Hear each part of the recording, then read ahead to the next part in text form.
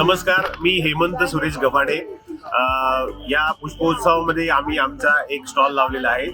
आमचे मित्र आहेत त्यांचं स्केचिंगचं आणि आमचे एक गुरुजी आहेत त्यांचं उदबत्तीचं, असं दोन स्टॉल आम्ही एकत्र केलेले आणि आम्हाला ती महानगरपालिकेने ही मोठी संधी दिली की पुष्पोत्सवामध्ये आम्हाला स्टॉल लावण्याची।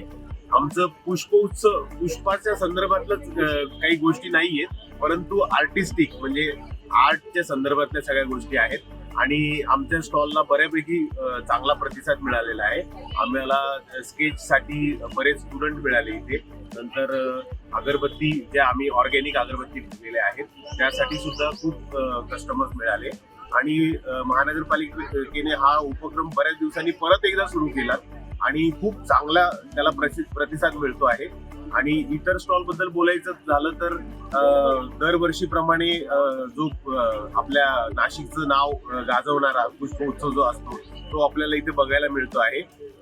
पुष्पोत्सव जी संकल्पना जे कोणी टीम पूर्ण हँडल करते आहेत त्या सगळ्या टीमचं जनसंपर्क अधिकारी जे योगेश प्रमोद सर आहेत त्यांनी आम्हाला खूप सपोर्ट केला आणि खूप त्यासाठी माहिती आणि या सगळ्या गोष्टी आम्हाला दिल्यात त्यांनी।